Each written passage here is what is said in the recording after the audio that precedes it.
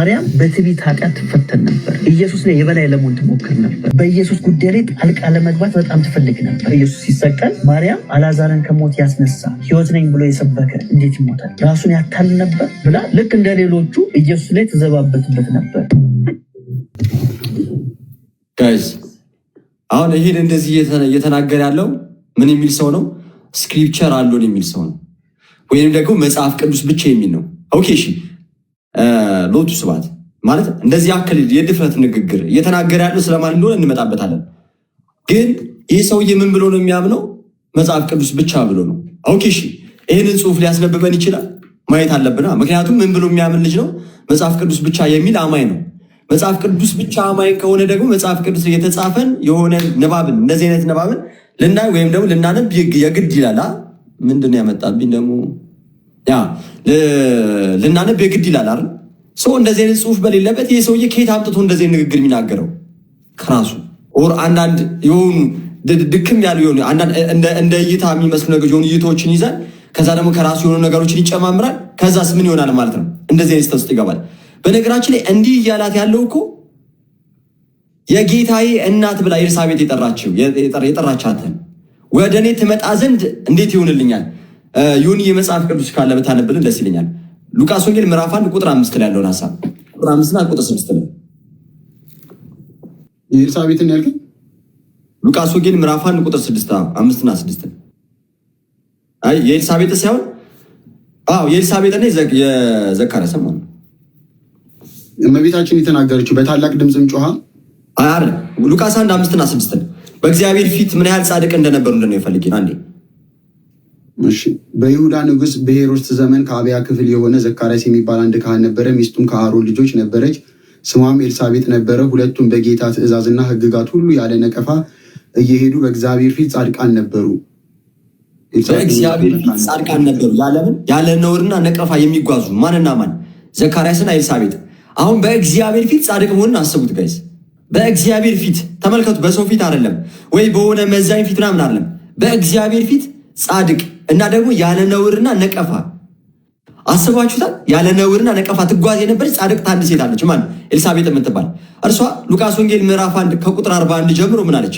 እስኪ እሱን አንብልንና ከዛ ሄኖክ ኃይሌ የብርሃን እናት ላይ ከጻፈው ለእመቤታችን በጣም ድንቅ የሆነች ክፍል አለች። እመቤታችን ትህትናን የሚያሳይ በደንብ ከመጽሐፍ ቅዱስ ስትወጣጡ ከአባቶች ደግሞ ሰፋ አድርገው የሚያሳዩበትን እርሱን እንመለከተዋለን። ሉቃስ 1 ምዕራፍ 1 ቁጥር 42 ጀምሮ ያለው አሁን እሱ እየተናገረ ያለው እመቤታችን ትዕቢት ነበረባት፣ በጌታ ላይ ትዘባበት ነበረ ምናምን። ይሄ በጣም እኔ በቃ ቀን ስሰማው በስመ አብ በጣም እንበይ ሁላ ነው የመጣው። ማለት የእመቤታችን ምን አይነት ጥላቻ፣ በቃ በጣም ኃይለኛ ጥላቻ ቢኖርበት ነው እንጂ ሰው እንደዚህ ሊያስብ አይችልም። እመቤታችን ትውልድ ሁሉ ብጽዕት ይሉኛል አለች። በቃ አንተ ሜሎስ ትውልድ አይደለህም። ትውልድ ከሆንክ ከብጽዕና እስቲ ምን ተናግረሃል? እስከዛሬ ብጽዕት ከሆነችው ስለሷ ምን ተናግረሃል? ብጽዕት ከሆነችው ብጽዕናዋ እንድትናገራል ከዛሬ ጀምሮ ትውልድ ሁሉ ብጽዕት ይሉኛል አለች። ስለ ብጽዕናዋ አንድ ነገር ሳትናገር ቀጠል አድርጋ ታላቅ ነገርን በእኔ አድርጓል አለች። ታላቅ ነገርን አድርጎላታል አምላክ። ካረገላት ታላቅ ነገር ውስጥ መናገር አይቀልም። ቁጥር 42 ጀምሮ እንደዚህ ይላል። በታላቅ ድምፅም ጮሃ እንዲህ አለች፣ አንቺ ኤልሳቤጥ ማለት ነው፣ አንቺ ከሴቶች መካከል የተባረክሽ ነሽ፣ የማኅፀንሽን ፍሬ የተባረከ ነው። የጌታዬ እናት ወደ እኔ ትመጣ ዘንድ እንዴት ይሆንልኛል? እነሆ የሰላምታሽ ድምፅ በጆሮዬ በመጣ ጊዜ ጽንሱ በማኅፀኔ በደስታ ዘሏልና ከጌታ የተነገረላት ቃል ሊፈጸም ዘንድ ያመነች ብጽዕት ናት ተብሎ ተናገረላት። ለማ ለእመቤታችን። እመቤታችንስ ደግሞ ራሷ ምን አለች? ቀጠል አድርጋ ቁጥር 46 ላይ ማርያምም እንዲህ አለች፣ ነፍሴ ጌታን ታከብሯለች፣ መንፈሴም በመድኃኒቴ በአምላኬ ሐሴት ታደርጋለች፣ የባሕርይቱን ውርደት ተመልክቷልና። እነሆ ከዛሬ ጀምሮ ትውልድ ሁሉ ብጽዕት ይሉኛል። ብርቱ የሆነ እርሱ በእኔ ታላቅ ስራን አድርጓልና፣ ስሙም ቅዱስ ነው። ምሕረቱም ለሚፈሩት እስከ ትውልድ ትውልድ ይኖራል። በክንዱ ኃይልን አድርጓል። ትዕቢተኞችን በልባቸው ሐሳብ በትኗል። ገዢዎችን ከዙፋናቸው አዋርዷል። ትሑታንንም ከፍ አድርጓል። የተራቡትን በበጎ ነገር አጥግቧል። ባለጠጎችን ባዶ እጃቸውን ሰዷቸዋል። ለአባቶቻችን እንደተናገረ ለአብርሃምና ለዘሩ ምሕረቱ ትዝ እያለው እስከ እስራኤል ብላቴናውን እርቷልና። ተመልከቱ ጋይዝ፣ ኤልሳቤጥ አስቀድማ ምን ነበረች ብለናል? በእግዚአብሔር ፊት ያለ ነውርና ነቀፋ ትጓዝ የነበረች በእግዚአብሔር ፊት። እቺ ጻድቅት የሆነች ኤልሳቤጥ እድሜዋ ትልቅ እንደሆነ መጽሐፍ ይነግረናል። እመቤታችን ኤልሳቤጥን ጥሩልኝ አላለችም። እንግዲህ እሱ እንዳለው በጣም ይቅርታ ይሄንን ቃል ስናገር እሱ እንዳለው ጥጋበኛ እሱ እንዳለው ላይክ ራሷን ለማሳየት እንትን የምትል እንደዚህ አይነት ሴት ከሆነች ምን እንደምትለው የጌታ እናት ልትሆን አይደለም እንዴ ተመረጠችው? ታላቅ ነገር በእሷ እንደሚከናወን እንዴ ተናገረው? ኦኬ የመንፈስ ቅዱስን ስራ አይደል እንዴ በማህፀኗ ያዘችው? ስለዚህ የጌታ እናት አይደለች? እስኪ ጥሯት ኤልሳቤጥን ማለት ትችል ነበረ። እንዲግና ወደ ተራራማው ሀገር ወጣች ነው የሚለው ቁጥር 40 እና 41 ስትመለከቱ ወደ ተራራማው ሀገር ወጣች። ወዴት? እስኪ ዮኒ 40 እና 41 እና 40 እሺ ከ36 ላይ ነው ያለው ሐሳብ ከ36 እሺ እናውም ዘመድሽ ኤልሳቤጥ እርሷም ደግሞ በእርጅናዋ ወንድ ልጅ ጸንሳለች፣ ለእርሷም መካን ትባል ለነበረች ይህ 6ኛ ወር ነው፣ ለእግዚአብሔር የሚሳነው ነገር የለምና። ቁጥር 38 ላይ ማርያምም እነሆኝ የጌታ ባሪያ እንደ ቃል ይሁንልኝ አለችው፣ መልአኩም ከእርሷ ሄደ። ማርያምም ይላል ቁጥር 39 ላይ በዚያ ወራት ተነስታ ወደ ተራራማ ሀገር ወደ ይሁዳ ከተማ ፈጥና ወጣች። ተመልከቱ ጋይስ፣ ወደ ተራራማው ሀገር እንዲህ የምትሄድ የማን እናት ነች? የጌታ እናት። እዛም በደረሰች ሰዓት ኤልሳቤጥን ተሳለመቻት ይላል። ኤልሳቤጥን ሰላምታ ሰጠቻት። ኤልሳቤጥ ታዲያ የጌታዬ እናት ወደ እኔ ትመጣ ዘንድ እንዴት ይሆንልኛል አለቻት።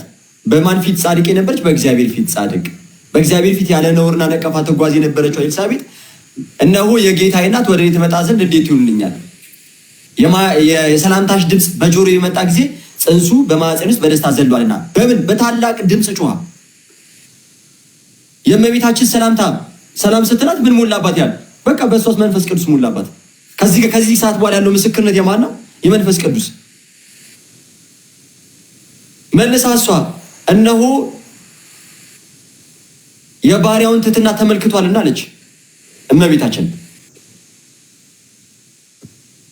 ምን አይነት የትህትና እናት እንደሆነች ተመልከቱ። ምን አይነትስ የጥላቻ መንፈስ እንደተጸናወታቸው ተመልከቱ። መውደድ እንኳን ባይቻላቸው ብጽዕት ብለው ማመስገን ይቀድም ይሁን እንኳን እንዳለው እንኳን ብጽዕት ብለው እንኳን ማመስገን ባይቻላቸው ምን አደረገቻቸውና ነው እንደዚህ የሚቃወሟት? የማን እናት እንደሆነች አያውቁ? አምላክ በስጋ ቢመጣ እኮ ከእመቤታችን የተወለደው እንደው በጌታ ስም መጽሐፍ ቅዱስ ብቻ ከሚል አማኝ እንዲህ ያልተጻፈን ዝም ብሎ አምጥቶ ምን አይነት ጥላቻ ቢኖር ነው? በጌታ ስም ትዕቢትስ ማለት ከተባለ እንደው ትዕቢት ከተባለ የማን ነው ትዕቢት? የአምላክን እናት እንዲህ በድፍረት ሲጀምር በጣም እኔ በጌታን በጣም ነው የሚያሳዝነው። ለማንኛውም የባሪያቱን መዋረድ አይቷልና የሚለውን ክፍል የብርሃን እናት ያላችሁ መከታተል ትችላላችሁ። ገጽ 378 ላይ የባሪያቱን መዋረድ አይቷልና የሚለውን ከኔ ጋር እንሄድበታለን። ግን ኔትወርክ ቀይ አብርቷል እኔ ጋር። ዮኒዬ ይሰማል በደንብ? አዎ ይሰማል። እሺ ይላል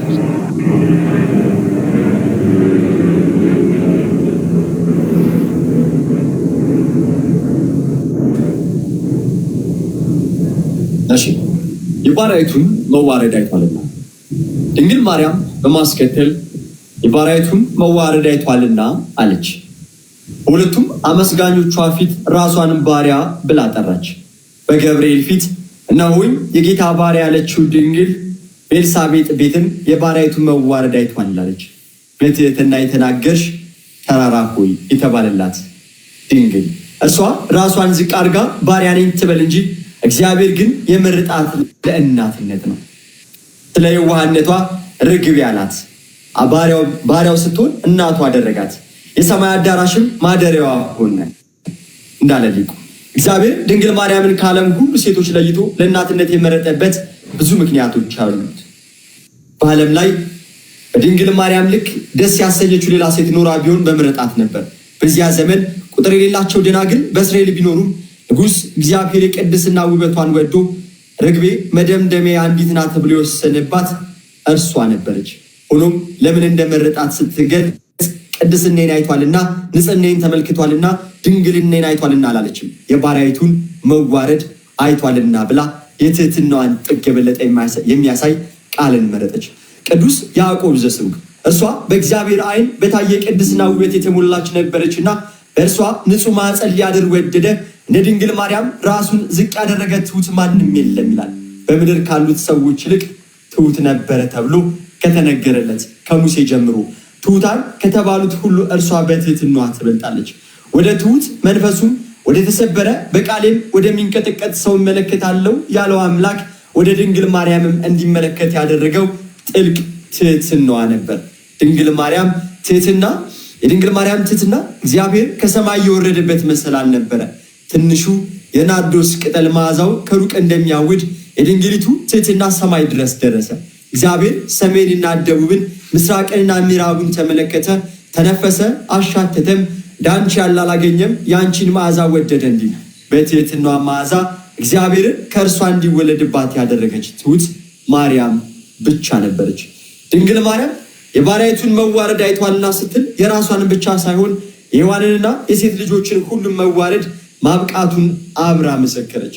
ሴትነት የሰው ልጅ ውድቀት ምክንያት ከመሆን ወደ ሰው ልጅ ድህነት ምክንያትነት በእርሷ ምክንያት እንደተሸጋገረ ትውልድ ሁሉ የሚረግሟት ሴት ትውልድ ሁሉ ብፅዕት በሚሏት ሴት መተካቷን በሚያበስር ቃል እግዚአብሔር የባሪያይቱን የሔዋንን ሕማም መመልከቱን ገለጠች ይላል። ይህም መጽሐፍ ሁላችሁም በቻላችሁ መጠን ገዝታችሁ ምናምን አነቡት።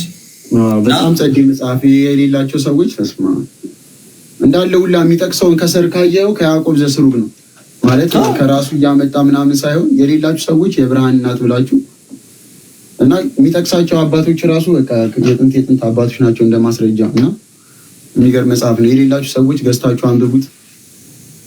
ግን በጣም ያናድለኝ ባሩኬ በእውነት የሆነ ስለ እመቤታችን ስለ ቅዱሳን ጥላቻ ካልተናገርክ በስተቀር ወንጌል መስበክ ማይቻል ነው የሚመስለው። ማለት ስለ አንድ ሰው ስለሚያምነው ነገር መናገር ይችላል፣ ስለሚያምነው ነገር መስበክ ይችላል። ስለዛ ነገር ብቻ መስበክ እየቻልክ በቃ ስለ ቅዱሳን ጥላቻ ስለ እመቤታችን ጥላቻ ካልተናገርክ ማይሆንላቸው ሰዎች አሉ። በተለይ እንደዚህ በጣም በተደጋጋሚ አሉ እኮ ጥሩ የሚናገሩ ፕሮቴስታንቶች። ከዚህ በፊትም አንድ እንዲሁም ቪዲዮ አሳያችኋለሁ። ጥሩ የሚናገሩ አሉ። ግን የዛኑ ያህል ደግሞ ስለ ቅዱሳን ጥላቻ ስለ እመቤታችን ጥላቻ ካልተናገሩ ጭራሽ ወንጌልም የሰበኩ የማይመስላቸው ሰዎች አሉ።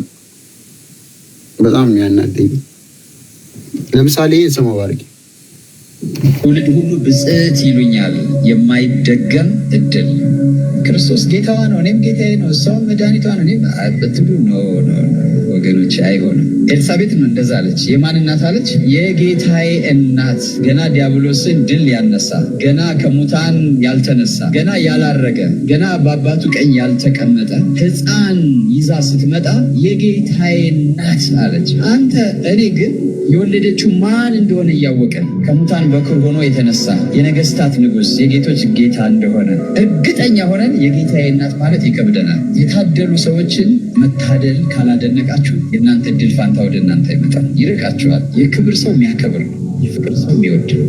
እናንተ እኔ ተመርጫለሁ፣ እናንተም ተመርጣችኋል። ሚሊየን ሰው ተመርጧል። የቅድስት ድንግል ማርያም ምን አይነት የተመረጠ ግን የዛ አይነት ምርጫ የደረሰውም የለም የሚደርሰውም የለም። በጣም ባርክ እቺ በጣም የምወዳት አባባል እንዲሁም የተመቸችኝ እዚህ ከግማሽ በኋላ ያሉትን ሰዎች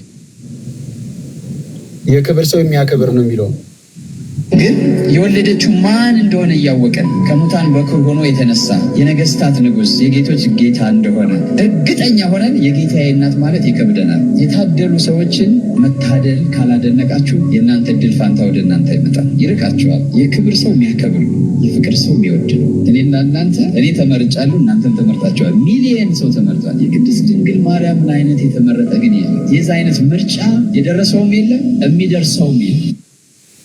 የሚገርም ነው። ከእመቤታችን ከቅድስት ድንግል ማርያም በፊት አምላክን የወለደችም የለችም፣ ልትወልድም የተቻላት ሴት የለችም። ከሷም በኋላ ደግሞ ዳግም ልትወልድ የተዘጋጀች ሴት የለችም፣ ልትወልድም አትችልም። አንድ ጊዜ የሆነውም የተፈጸመውም የተከናወነውም በእርሷ ነው። ይህንን የሚያደረገው ጊዜ ነው። ወደደ፣ ፈቀደ፣ መረጠ፣ አደረባት።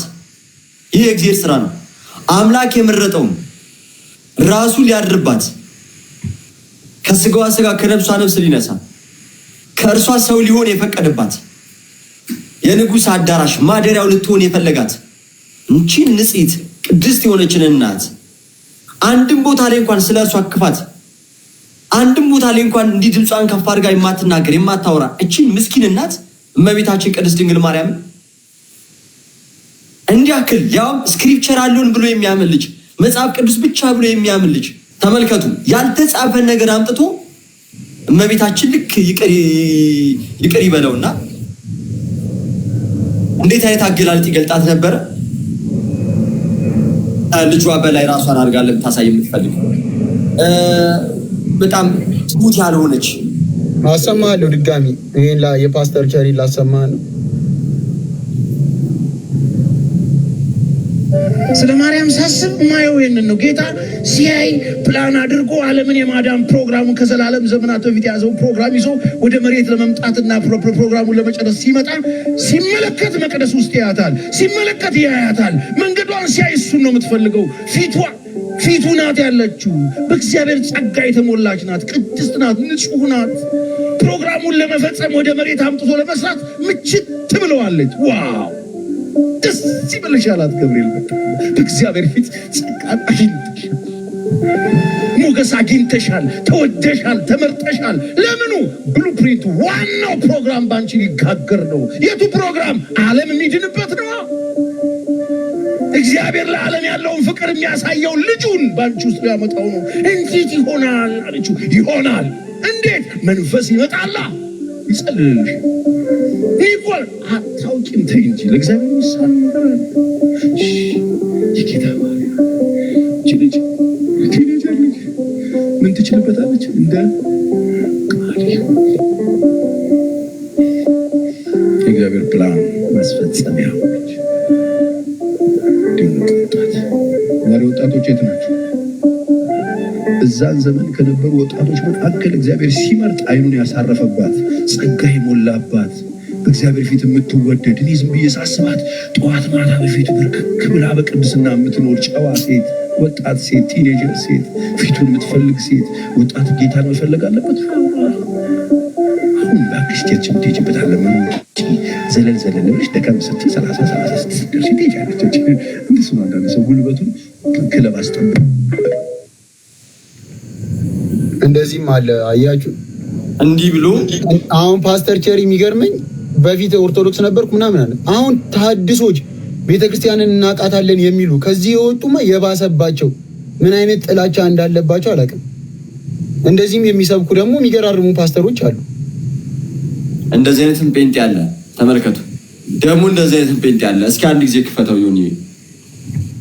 ማርያም በትዕቢት ኃጢአት ትፈተን ነበር። ኢየሱስ ላይ የበላይ ለመሆን ትሞክር ነበር። በኢየሱስ ጉዳይ ላይ ጣልቃ ለመግባት በጣም ትፈልግ ነበር። ኢየሱስ ሲሰቀል ማርያም አላዛርን ከሞት ያስነሳ ሕይወት ነኝ ብሎ የሰበከ እንዴት ይሞታል? ራሱን ያታል ነበር ብላ ልክ እንደ ሌሎቹ ኢየሱስ ላይ ትዘባበትበት ነበር።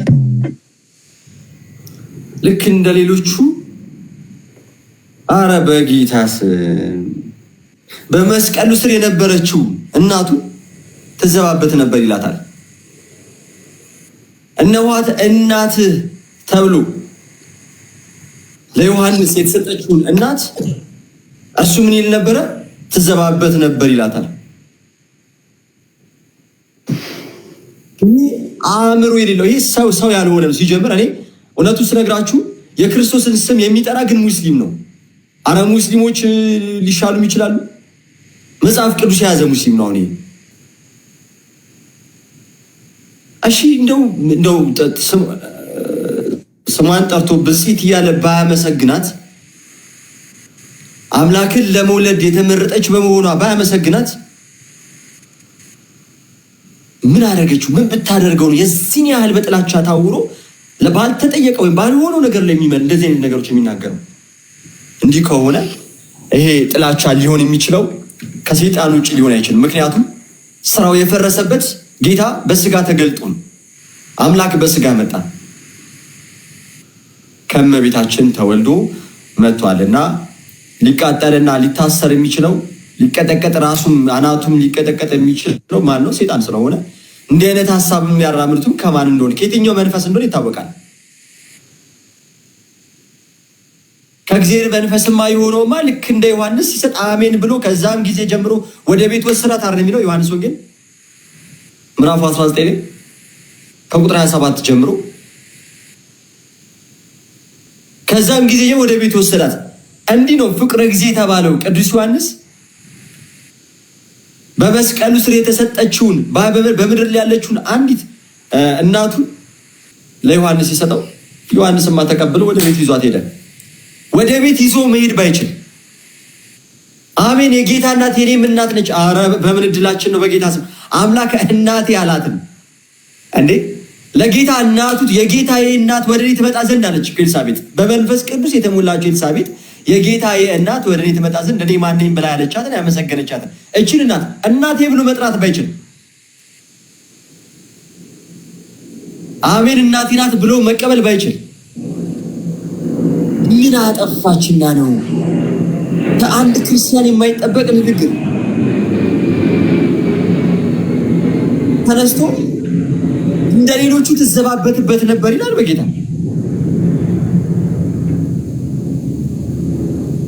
ንጹህ እንደሆነ የምታውቀው እናት፣ የመንፈስ ቅዱስ ስራ እንደሆነ የምታውቀው እናት፣ ታላላቅ ታምራትንና ስራን ሲሰራ የምታየው እናት ድንግል ማርያም ልጇ ላይ ትዘባበታለች በጌታ።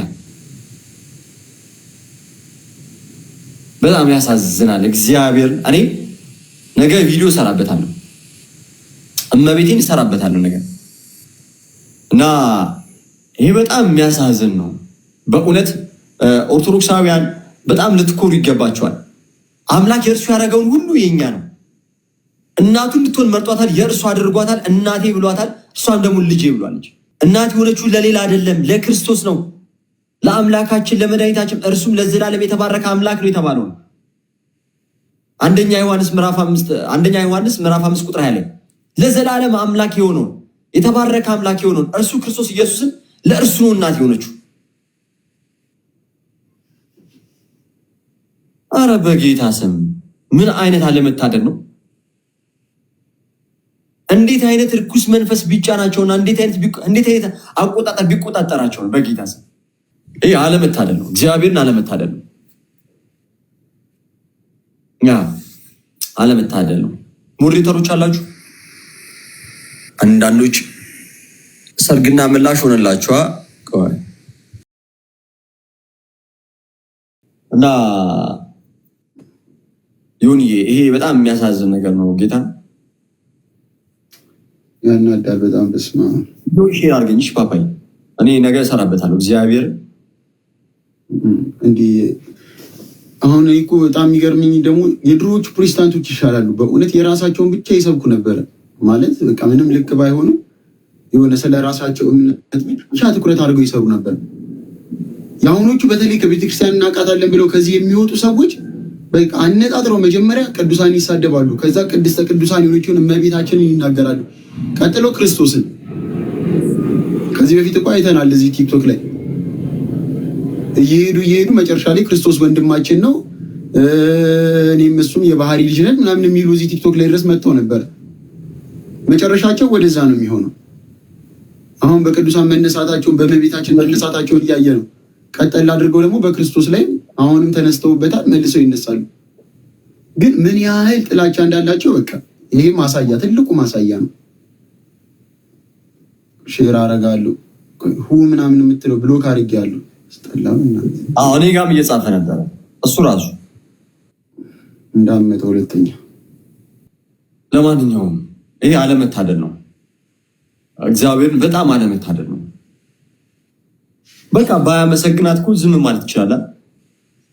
ይሄ አውቆ እንትን ፍለጋ ትኩረት ፍለጋ ምናምን። በነገራችን እየተናገረ ያለው የማንንም አይደለም የአምላክን እናት እና አሁን አንድ ታነብላችኋለህ። አጭር ምን የሚለው ገጽ 365 ላይ የዝምተኛዋ ንግግሮች የሚለው በጣም የሚገርም ክፍል ነው። እሱም ራሷ እኔ ባነበው እስኪ አንድ ዝም በል ነው የምባለው። ለምን አታነበው? አይ ቶኒ ቦዲ ነው ማነበው። የትኛው ድምፄ ነው ማነበው? ባሩኪ ጋይስ ኮፒሊንግ ታፕ አድርጉ። እሺ የዝምተኛዋ ንግግሮች አባ ጽጌ ድንግል ማርያም ሆይ ዝምታሽ ከማስደነቅም አለፈ ብሎ እንደዘመረው የድንግል ማርያም ሕይወት በአስደናቂ ዝምታ የተከበበ ነበር። ቅዱስ ገብርኤል መጥቶ ባበሰራትና ያንን ሁሉ ምስጋና ያንን ሁሉ ማብራሪያ በሰጣት ጊዜ ወንድ ስለማላውቅ ይህ እንዴት ይሆናል? እነሆኝ የጌታ ባሪያ እንደ ቃልህ ይሁንልኝ ከሚሉ ሁለት አረፍተ ነገሮች በላይ ብዙ ቃል አልተናገረችም። ጌታን በወለደችበት ጊዜ ማርያምም ይህን ነገር ሁሉ በልቧ እያሰበች ትጠብቀው ነበር እንደተባለላት በእረኞቹ ዝማሬና በልጇ ክብር በልቧ ብቻ ከመደነቅ ውጭ ምንም ቃል አልተናገረችም። በቃና ዘገሊላ ሰርግ ቤትም ወይን እኮ የላቸውም የሚላችሁን ሁሉ አድርጉ ከሚሉ ሁለት ፍቱን ቃላት በቀር ብዙ ቃል መናገር አላስፈልጋትም።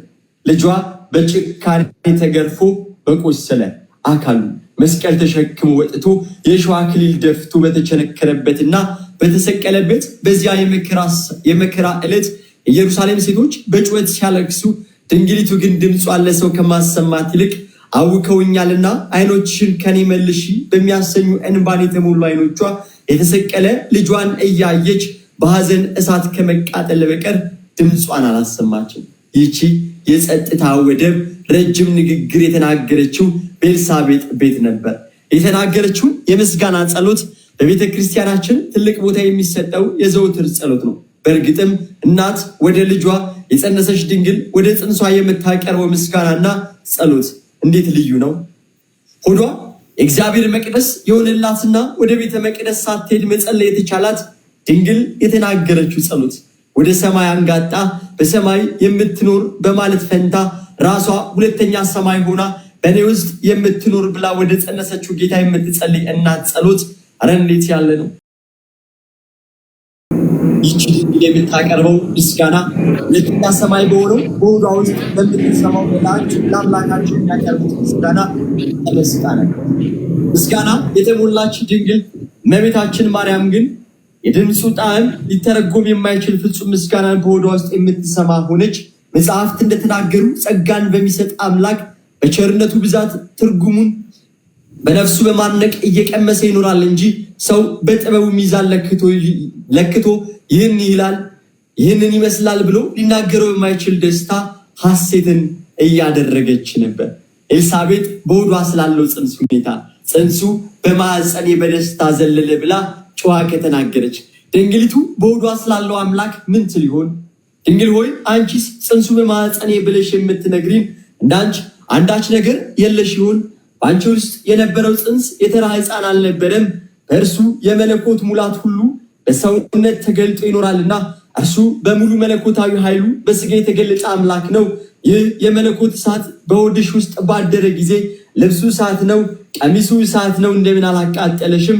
የኪሩቤል ዙፋን በሆድሽ ውስጥ በወዴት በኩል ተዘረጋ? በቀኝ ነውን ወይንስ በግራ ነው? ኤልሳቤጥ የነቢዩን ጽንስ ጮሃ ከተናገረች ድንግሊቱ በሆዷ ውስጥ ስላደረው እሳት ብዙ የምትለው ነበራት። እርሷ ግን ይህን ነገር ሁሉ በልቧ እያሰበች ትጠብቀው ነበር። ወደ ጸሎቱ ይዘት ሳንገባ ድንግል ማርያም ይህን ምስጋና ከማቅረቧ በፊት የሆነውን ነገር ማስታወስ ግድ ይለናል። ወደ ኤልሳቤጥ በገባች ጊዜ ኤልሳቤጥ ላይ መንፈስ ቅዱስ ሞላባት። በታላቅ ድምፅ ጮሃ ከሴቶች መካከል የተባረክሽ ነሽ፣ የማኅፀንሽም ፍሬ የተባረከ ነው። የጌታዬ እናት ወደ እኔ ትመጣ ዘንድ እንዴት ይሆንልኛል? እነሆ የሰላምታሽ ድምፅ በጆሮዬ በመጣ ጊዜ ጽንሱ በማኅፀኔ በደስታ ዘሏልና ከጌታ የተነገረላት ቃል ይፈጸማልና ያመነች ብፅዕት ናት አለቻት።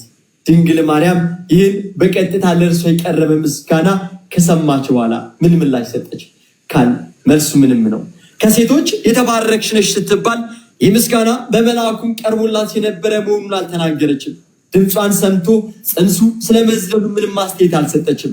ለእርሷ የተደረገው አቀባበል ለእኛ ለትዕቢተኞቹ ተደርጎልን ቢሆን ኖሮ ተመስግነን ባልጠገብን ተወድሰንም ባልረካን ነበር። ድንግሊቱ ግን ነገሩን ያልሰማች ያልሆነች አሮጊቷ ዘመዷ በታላቅ ድምፅ ጮኻ መስግናት ስትጨርስ እርሷ ነፍሴ እግዚአብሔርን ታላቅ ታደርገዋለች አለች። መመስገንሽ ፈጣሪን ከማመስገን የማያስቆምሽ ድንግል ሆይ ያንቺ ትህትና እንደምን ያለ ነው። ከፍ ማለትሽ ፈጣሪን ከፍ ከማድረግ የማያስተውሽ ድንግል ሆይ ያንቺ ቅድስና እንደምን ያለ ነው። ምስጋና ሲበዛብን ከፍ ያደረገን ፈጣሪ ለምንዘነጋ ክብራችን ሲጨምር ከተዋረድንበት ያነሳን እንደምንረሳ ለእኛ የአንቺ ህይወት ኧረ እንዴት ያለ ድንቅ ተግሳጽ ነው ይለናል። ጸደይ ምርጫ ፓፓይ ቃለ ሕይወት ያሰማል። ባሩኪ ጋይስ ከሌላችሁ በጣም የሚገርም መጽሐፍ ነው። ስለ እመቤታችን በጣም ማወቅ ከፈለጋችሁ ይህን እያነበባችሁ አርጋኑን ስትጸልዩ ሌላ ታሪክ ውስጥ ትገባላችሁ። እቺን እናት ነው እንግዲህ ልክ እንደሌሎቹ በመስቀሉ ስር ቆማ ምን ትል ነበር አለ? ትዘባበትበት ነበር። በኢየሱስ ኧረ እንዴት አለመታደል ነው! ከዚህ በላይ አለመታደል አለ? በጌታ ስም እመቤቴ ትምህርት ጤነኛ አይደለም እባክህ። በመጠጣት ነው ማለት በመጠጣት ቢሆን ሲያል ወይማ ኖርማል ሆነ አይመስለኝም። የሆነ ነገርማ ይጠጣል። አዎ ማለት ኖርማል ሰው እንደዚህ አይናገርም። ያውም ስክሪፕቸር አለው ከሚል ሰው በጣም የሚያሳዝነው ማርያምን። ለማንኛውም ጋይስ ድንግል ማርያምን አይደለም ድንግል ማርያምን መጽሐፍ ቅዱሳችን ቅዱሳኑን እንኳን ማንኛቸውንም አይነት ቅዱሳኑን እንኳን እንድንዘልፍ መጽሐፍ ቅዱሳችን አይፈቅድም። እግዚአብሔር አምላክ አይፈቅድም። የእግዚአብሔርን ቅዱሳን መንካት የእግዚአብሔርን የዓይን ብሌን መንካት እንደሆነ በትንቢት ላይ ተጽፏል እኮ። መዝሙረኛው ዳዊት በጻድቃን ላይ የሚናገር የሽንገላ አንደበት ሁሉ ዲዳ ይሁን ብሏል እኮ። ይህንን የተናገረው ልበ አምላክ ቅዱስ ዳዊት ነው። እና እግዚአብሔር አምላክ ለእርሱ የሞቱለትን ለእርሱ የታረዱለትን ስለ እርሱ በሕይወታቸው ሁሉ የሰበኩለትን ቅዱሳን እንኳን ስትናገር አይታገስም። ጭራሽ እናቱን ምን አይነት ድፍረት ነው! ጭራሽ ድንግል ማርያምን የሚናገርና እኔ የምሬን ነው ማለት እንደው ፕሮቴስታንቶች እዚህ ውስጥም ካላችሁ በቃ ድፍረትም ልክ አለው። እንደው ዝም ብላችሁ ኦርቶዶክሳውያንን ለማበሳጨት ብላችሁ ጀስት እኛን ለማበሳጨት ብቻ ከሆነ በቃ አንዳንድ የኦርቶዶክሳዊ መምህራንን ወይ ካህናቶች ምናምን እያነሳችሁ በቃ በፊትም የምትሉት አለ አይደል የሞኝ አይነት ወሬዎች በቃ ኦርቶዶክሶች እኮ ይጠጣሉ ምናምን በዚህ ሞክሩ፣ በቃ እኛን ለማናደድ በዚህ ሞክሩ። በድንግል ማርያም ላይ እንደዚህ አይነት የድፍረት ቃል እየተናገራችሁ እኛን ለማናደድ ባትሞክሩ ጥሩ ነው። ምክንያቱም ድንግል ማርያምን ስትነኩ አሁን እኛ ብቻ አይደለም ጌታ ኢየሱስንም ነው እየነካችሁት ያላችሁት፣ ልጇንም ነው ይሄ ባይዜ የልጇን ክብር መዳፈር ነው። እናቱን መናገር የልጇን ክብር መዳፈር ነው። ይሄ ምንም ጥያቄ የለውም። በነገራችን ላይ ኢቭን እንዲሁ በስጋ ያስተሳሰብ ራሱ ብታሰብ በአንተ ፊት እናትህን አንድ ሰው ቢናገር ለእናት ያለውን ዲስሪስፔክት ብቻ ሳይሆን ለአንተም ጭምር ያለውን ዲስሪስፔክት ነው፣ ለአንተም ጭምር ያለውን ንቀት ነው የሚያሳየው። እና ድንግል ማርያም ላይ በዛ ልክ መናገር ጌታ ኢየሱስን መዳፈር ነው፣ ጌታ ኢየሱስ ክርስቶስን መናቅ ነው በነገራችን ላይ። እና የምር ከእንደዚህ አይነት የድፍረት ኃጢአት ተጠንቀቁ። ቅድስት ቤተክርስቲያናችን ሁልጊዜም ነው እኛ ከድፍረት ኃጢአት ጠብቀን እያለን እንድንጸልይ የምትመክረን እና የምትጸልይልንም ማለት ነው። እግዚአብሔር አምላክ ከድፍረት ኃጢአት እንዲጠብቀን። የድፍረት ኃጢአት በጣም ከባድ ነው። ሳናውቅ መሳሳት እኮ አለ። ሳናውቅ ብዙ የምንሰራው ኃጢአት አለ። እያወቅን በድፍረት የምንሰራው ኃጢአት ግን በጣም ከባድ ነው በድፍረት። እና ድንግል ማርያም ላይ ምናምን ሰው ሲናገር የተወሰነ መጠንቀቅ ይገባዋል። ማለት እንደው ነገ አትገቡም እንጂ ገነት ብትገቡ አትገቡም እንጂ አትገቡም እንጂ ገነት ብትገቡ አሁን እንዴት ነው ራሱ አይኗን ራሱ የምታዩት? እኔ በጌታ ስም እንደዚህ አይነት ደፋር ሰዎች እንደው እግዚአብሔር የንስሐ ልብ ሰጥቷችሁ ንስሐ ገብታችሁ እግዚአብሔር አምላክ ለመንግስቱ ቢያበቃችሁ ንስሐ ገብታችሁ በመንግስተ ሰማያት ገብታችሁ ራሱ አይኗን እንዴት ነው የምታዩት? በዚህ ልክ ተናግራችኋል። የድንግል ማርያምን አይን እንዴት ነው የምታዩት? በጌታ አይከብድም? በጣም ከባድ እኮ ነው። ነገ ስለ ክፉ መናፍስት እኮ አይደለም የምታወራው፣ ስለ ሰይጣን ስለ ሳጥናኤል ምናምን አይደለም የምታወራው። ወደ እግዚአብሔር መንግስት ስለሄዱ ቅዱሳን ከሆነ የምታወራው አንተም እኔም አንድ ቀን እሄዳለሁ ብለህ ተስፋ እያደረግ እንዴት ነው እንደዚህ አይነት የድፍረት ቃላትን በሰማያት በእግዚአብሔር እጅ ስላሉ ሰዎች እንዴት ነው በዚህ ልክ በድፍረት የምትናገር? ስትሄድ እንደው ሆኖልህ እንደው ብትሄድ ምን እንዴት ብለህ እንዴት ብለህ በፊታቸው ልትቆም ነው? ይህ በጣም ከባድ ነው። አይደለም በእነሱ ፊት በጌታ በኢየሱስ ፊት ራሱ አትቆምም። በጌታ በኢየሱስ ክርስቶስ ፊት እንግዲህ ቅዱስ ጴጥሮስ ሁላችን በኢየሱስ ክርስቶስ የፍርድ ወንበር ፊት እንገለጣለን ብሏል እና በኢየሱስ የፍርድ ወንበር ፊት ስትገለጥ ምን አይነት ሞራል ነው የሚኖረው? ስለ እናቴ ምን ነበር ያልከው ብለህ እስኪ ትናገረዋለህ? ይህንን ቃል አሁን ወንድማችን የተናገረውን ቃል እንደው ደግሞት ይናገራል ጌታ ኢየሱስ። እስኪ ስለ እናቴ የተናገርከውን ደግመህ በእኔ ፊት ተናገር ቢለው ይናገራል? አንተ በጌታ በኢየሱስ ፊት ደፍረህ የማትናገረውን ነገር ባይዜ መቼም በህይወት ውስጥ መናገር የለብህም። ምክንያቱም ጌታ ኢየሱስ ሁልጊዜም አለ በኢየሱስ ፊት ማለት ኢማጂን አድርጉት። እንደ ፕሮቴስታንቶች እዚህ ካላችሁ በኢየሱስ ፊት ቆማችሁ ድንግል ማርያምን እናቱን ማለት ነው እናትህ እንደዚህ ናት እንዲህ ታስብ ነበረ ብላችሁ በኢየሱስ ፊት ተናገራላችሁ? በኢየሱስ ፊት መናገር የማትችሉትን ነገር መቼም እንዳትል። በሷን ፊት በድንግል ማርያም ፊት ብትቆሙ አንቺ እንዲህ ነሽ ብለህ በድፍረት ልትናገር የማትችለውን ነገር ጭራሽ አትናገረው። ጭራሽ እንደው ክርስቲያኖችን ለማበሳጨት ብለህ ውስጥ ያለውን ጥላቻ ለመውጣት ብለህ እንደዚህ አትሞክር እና ይሄ በጣም ውስጥ ያለ ጥላቻን ብቻ ሳይሆን ሞኬ ይሄ ነገር የሚያሳየው የማስበው ውስጥ ያለ ጥላቻ ሞልቶ ሲትረፈረፍ ነው አሁን የተመለከት ነው እና በዚህ ልክ ጥላቻ ጥሩ አይመስለኝም እና እግዚአብሔር አምላክ ብቻ የነሳ ልብ ይስጠው። ሌላ ምን ይባላል? እና በጣም የፕሮቴስታንት ቀደም ካነሳው ሀሳብ ጋር በተያያዘ የአብዛኛዎቹ የፕሮቴስታንት የስህተት ትምህርቶች በመጀመሪያዎቹ ክፍለ ዘመናት የነበሩ ናቸው። ለዛ ከሆነ ቤተክርስቲያናችን ድጋሚ ጉባኤ የማትቆመው ለምንፍቅና በየጊዜው ጉባኤ የማትቆመው አዲስ የሚያመጣ ራሱ ጠፋ። አዲስ ምንፍቅና የሚያመጣ ጠፋ። እንደው ቤተክርስቲያንን በጉባኤ የሚሰበስባት መናፍቅ ጠፋ። ከድጋሚ በቃ ጥንት ላይ የነበሩ ናቸው አብዛኛዎቹ ምንፍቅናዎች። በድንግል ማርያም ላይ የሚነገሩ የድፍረት ነገሮች ጥንት ላይ የነበሩ ናቸው። እኚህ ልሳን ብለው እንትን የሚሉት ነገር ጥንት ላይ የነበረ ነው። ሜኖናይት ይታወቃሉ። በመናፍቃን ዘንድ በክርስትና ዓለም ሳይሆን በመናፍቃን ዘንድ ከቤተክርስቲያን በተለዩ ሰዎች ዘንድ ያለ ልምምድ ክርስቶስ ላይ የምትናገሯቸው አብዛኞቹ ትምህርቶቻችሁ በቤተክርስቲያን ውስጥ ያለ ሳይሆን ከቤተክርስቲያን የተለዩ መናፍቃን ዘንድ ያሉ ነገሮች ነው እና ሰው እንዴት እንደማያስተውል አላውቅም። ሰው እንዴት በዚህ ልክ እንደሚታወርና እንደሚዳፈር አላውቅም። ኢኒዌይስ እግዚአብሔር አምላክ ይነሳ ልብ ይስጣችሁ።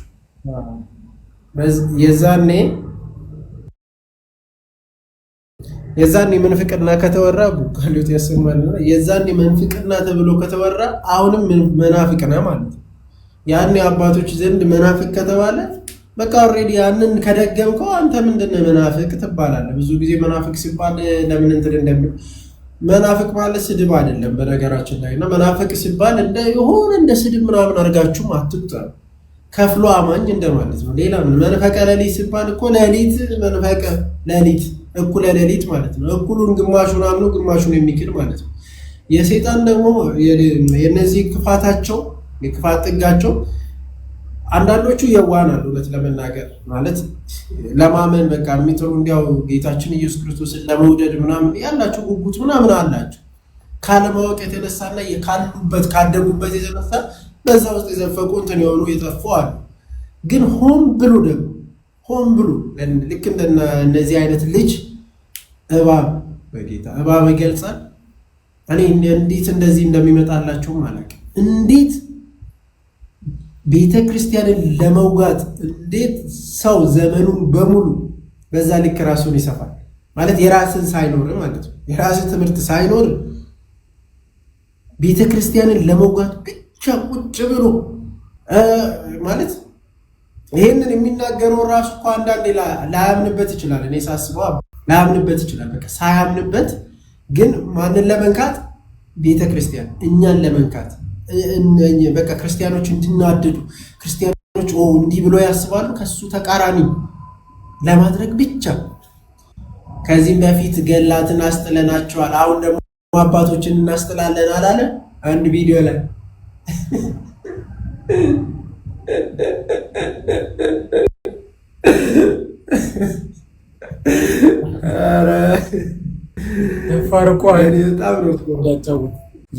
የጌታ ቤተክርስቲያን ስለሆነች ቤትም በኩል ብትመጣ ሁልጊዜ የሚደፈንባል እንጂ አትችልም።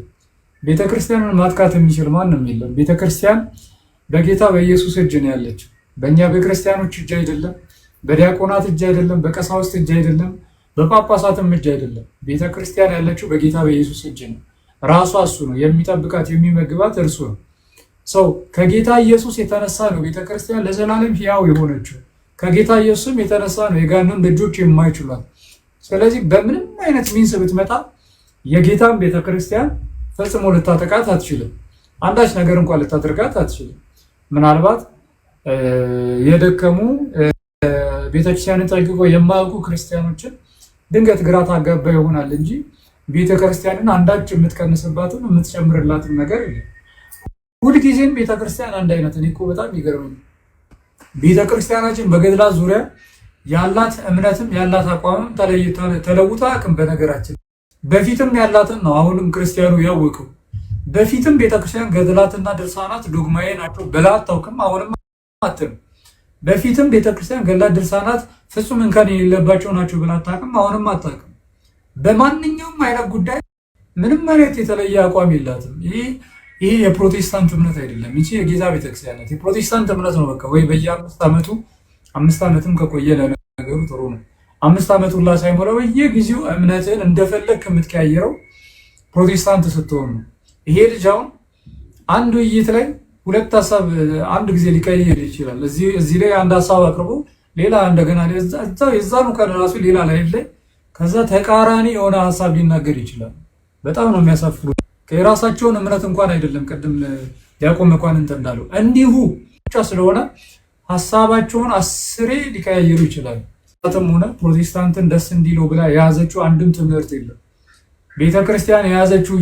ስለዚህ ለፕሮቴስታንት ብላ የምትቀይረው ወይ የምታድሰው አስተምህሮ የላትም ሃይማኖት ነገራችን። ለምን አቋሞቿን የያዘችው ሲጀመር ለፕሮቴስታንት ብላ አይደለም። አቋሞቿን የያዘችው የጌታ ቤተክርስቲያን ስለሆነች እና ትክክለኛ ወጥ አቋም ስለሆነ ነው። ስለዚህ ለማንም ተብሎ የሚቀይር ሀሳብ የለም። ፕሮቴስታንት ጋር ነው ሰዎችን ለማሳት ሲባል ብቻ እንደፈለገ ሀሳብ መቀያየር የሚቻለው። እዛ ጋር ሄደህ ሌላ ነገር ትላለህ፣ እዚህ ጋር መተህ ሌላ ነገር ትላለህ። እዛ ጋር ሄደህ ዛሬ ትዋጋገዛለህ፣ ነገ አብረህ ታገለግላለህ። ዛሬ አንተ ክርስቲያን አይደለም ትባላለህ። የራሱ ጓደኞች እኮ ከዚህ ቀደም ክርስቲያን አይደለም ብለውታል። እናስተሳለን። ያሳዝናል። በጣም የሆነ ሰዓት ላይ በጣም ሲናገሩት ነበረና ከዛ ደግሞ እንደገና እንግዲህ ምን ጣጣ አለው ፕሮቴስታንት ነው። እንደገና ደግሞ እንደ ህፃን ልጅ ኩርፊያ ማለት ነው። ህፃን ልጅ የሆነ ሰዓት ያኮርፋል፣ ከዛ ደግሞ ይታረቃል፣ ያኮርፋል፣ ይታረቃል።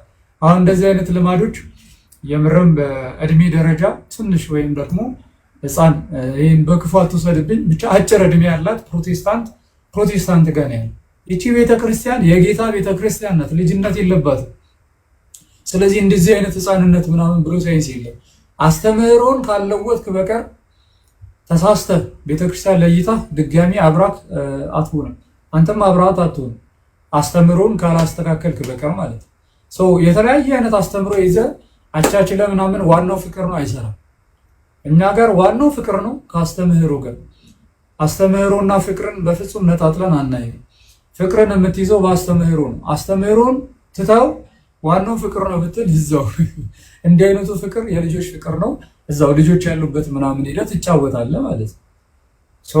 ፍቅር የሚባለው ነገር በቃ ፍቅር እግዚአብሔር ነው እንላለን አይደል? አንደኛ ዮሐንስ ላይ በደንብ ነው የተጻፈው። ቅዱስ ዮሐንስ ነግሮናል። ፍቅር እግዚአብሔር ነው። ፍቅር እግዚአብሔር ነው ማለት እግዚአብሔር ላይ እንደፈለክ እንዳማረ ትናገራለህ ማለት አይደለም። የእግዚአብሔርን ትምህርት እንደፈለክ እንዳማረ ትቀያየራለህ ማለትም አይደለም። የእግዚአብሔርን ትምህርት ይዘህ ፍቅር የሆነውን እግዚአብሔርን በፍቅር ትምህርቱ ልትቀበል ይገባል። የትኛውን ትምህርቱን ወጥ የሆነ አንድ ትምህርቱ የእግዚአብሔር ትምህርት ላይ እንደፈለክ እየተናገርክ አብሮ መቀጠል ምናምን የሚባል ነገር የለም እና የጌታ ቤተክርስቲያን ስላልሆነ ሰዎች እንደፈለጉ ሀሳባቸውን ይቀያየራሉ። የጌታ ቤተክርስቲያን ግን ቅድም እንዳልነው በገድላት ዙሪያ የሚሆን በድርሳናት ዙሪያ በተአምራት ዙሪያ ኢቭን በመሰረታዊ ዶክትሪኖቿ ምንም አይነት ልዩ እንትን የላትም። በቃ በፊትም የምትለውን ነው አሁን የምትለውን ነው በፊትም የምትለው።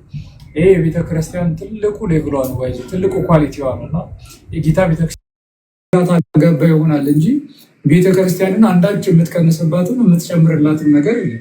ሁልጊዜም ቤተክርስቲያን አንድ አይነት። እኔ እኮ በጣም ይገርመኝ ቤተክርስቲያናችን በገድላት ዙሪያ ያላት እምነትም ያላት አቋምም ተለውጣ አቅም በነገራችን ላይ በፊትም ያላትን ነው አሁንም ክርስቲያኑ ያወቀው። በፊትም ቤተክርስቲያን ገድላትና ድርሳናት ዶግማዬ ናቸው ብላ አታውቅም፣ አሁንም አትልም። በፊትም ቤተክርስቲያን ገድላት፣ ድርሳናት ፍጹም እንከን የሌለባቸው ናቸው ብላ አታውቅም፣ አሁንም አታውቅም።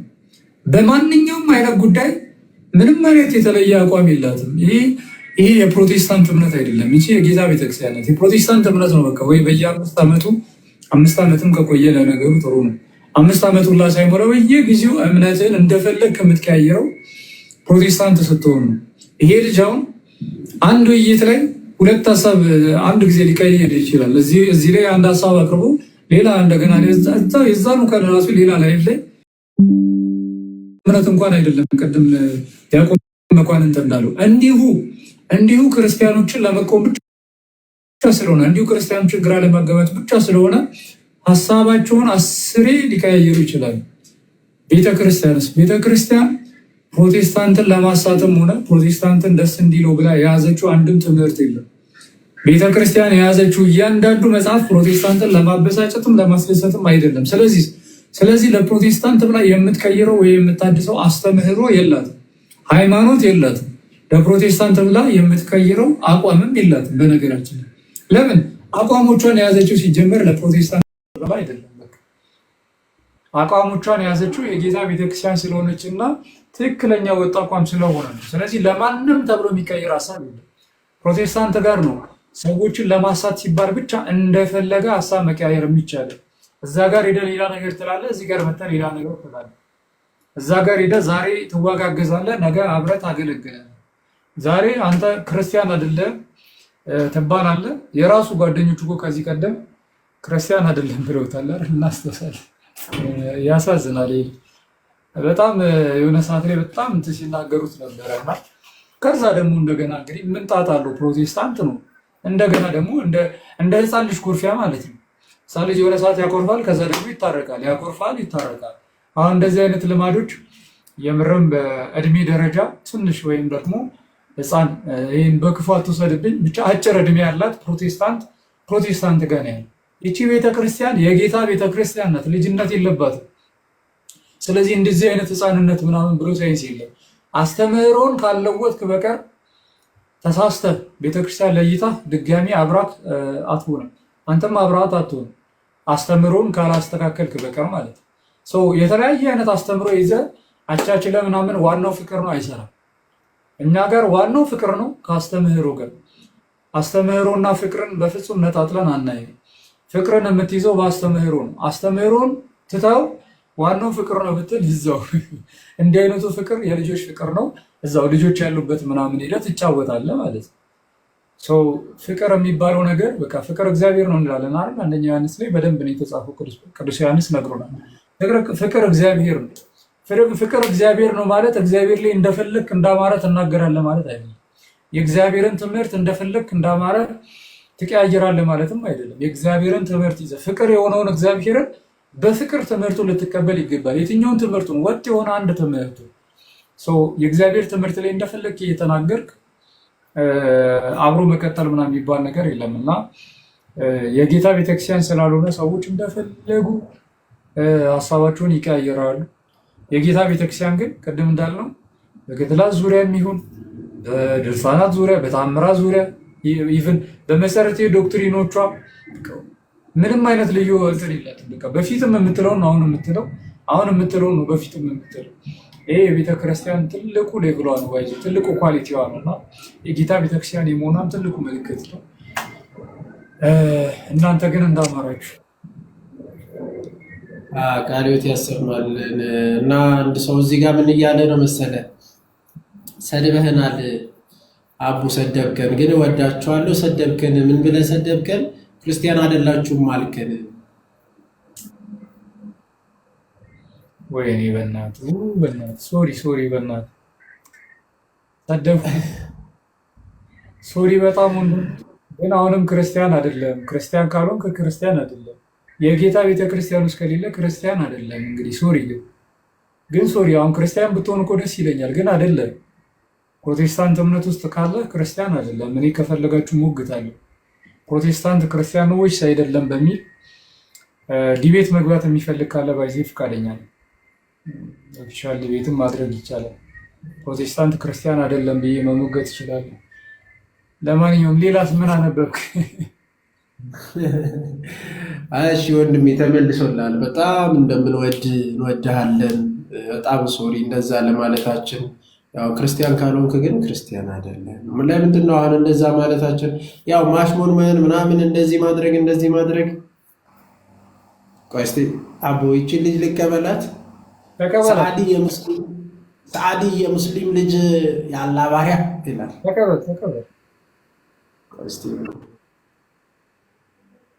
እና ምንድን ነው እውነትን እውነት ማለት መልካም ነው። በቃ እውነት የሆነን እውነት ካሽሙንም እንኳ አንተ አይ ክርስቲያን እንዲነ ካልኩ ነገ እዛው ትቀርና ከክርስቲያን ውጭ የሆነ መጨረሻ መጥፋ ነው የሚሆነው።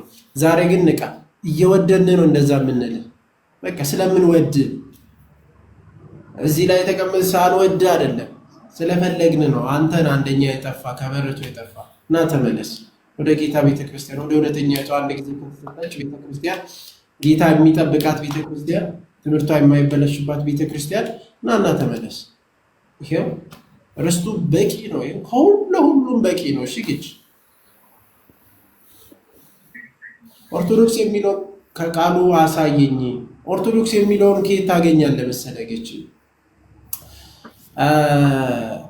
ይሁዳ ቁጥር 3 ላይ አንብብና ታገኛለህ። ኦርቶዶክስ ማለት ምን ማለት እንደሆነ ከዛ ታገኛለህ። በነገራችን ላይ ትርጉሙንም እዛ ነው።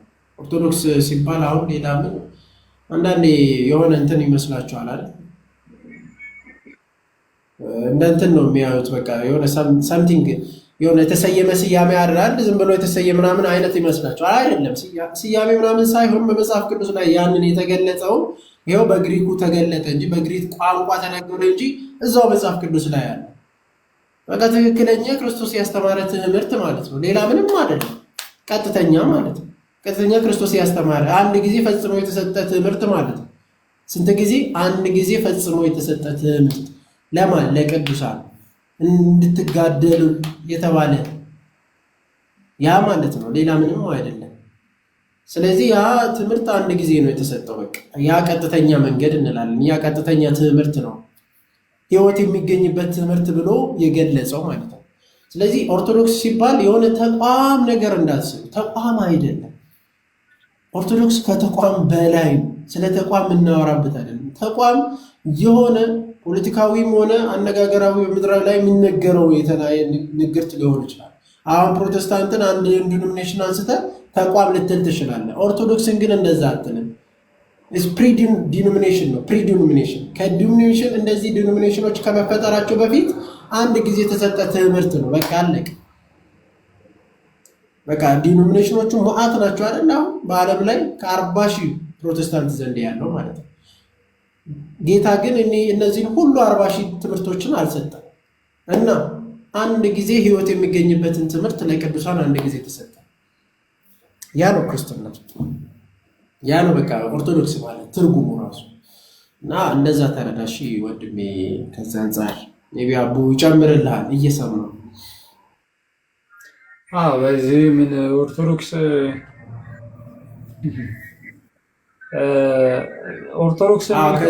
ቀጥሎ ምን እንዳለ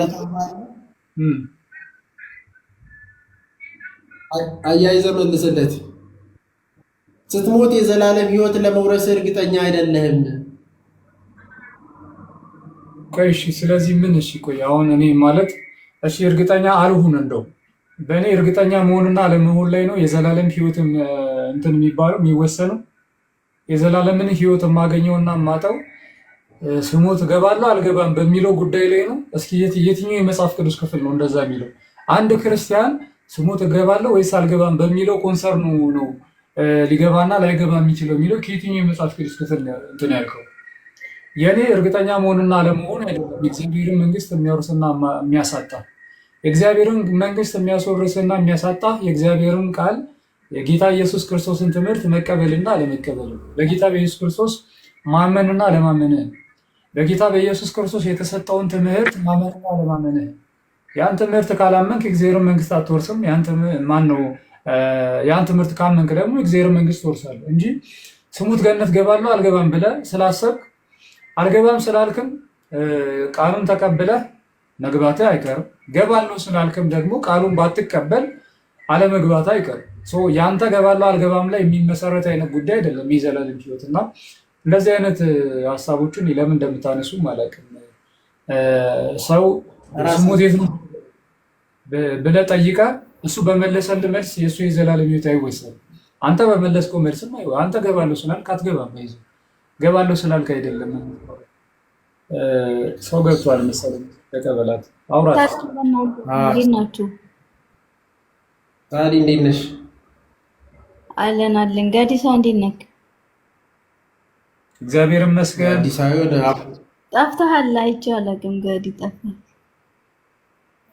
እግዚአብሔር ይመስገን አሉ። በሰላም በሰላም ነው። እግዚአብሔር ይመስገን። ከገባችሁ አይቀር አንድ ጥያቄ ጠይቅ ከይቅርታ ጋር። ኦኬ፣ ማንኛችሁ ጠይቅ? ከሁለት አንዳችሁ። ችግር የለውም። ጥያቄውን አቅርቢና እንመልሳለን ተራ በተራ እንመልሳለን። ኦኬ፣ ኢየሱስ ክርስቶስ አምላክ ነው ጋዲ? አዎ። ኦኬ፣ ይሄ ኢየሱስ ክርስቶስ አምላክ ነው። ይሄ አምላክ ደግሞ ሞቷል አይደል? አዎ፣ ሞቶ ተነስቷል። ኦኬ፣ ሞቶ መነሳቱ ላይ ይባላል። ይሄ አምላክ የሚባለው ሞቷል። እርሱ ብቻውን የማይሞት ነው፣ ማንም ሊቀርበው የማይችል ነው፣ ብርሃን ሆኖ ይኖራል የተባለው ማነው? አንደኛ ጢሞቴዎስ 6:16 ላይ የማይሞት አምላክ የተባለው ራሱ ጌታ ኢየሱስ ክርስቶስ። አንደኛ ጢሞቴዎስ 6:16 ላይ ኢየሱስ ነው የሚያወራው። አዎ፣ ስለ ራሱ ስለ ኢየሱስ ነው የተናገረው፣ እርሱም አምላክ ስለሆነ። አይ ቆይ ጋዲሻ፣ ኢየሱስ ክርስቶስ አምላክ ነው፣ ሞቷል። እዚህ ጋር ደግሞ እርሱ ብቻውን የማይሞት ነው ተብሎ የተነገረለት ማን ነው?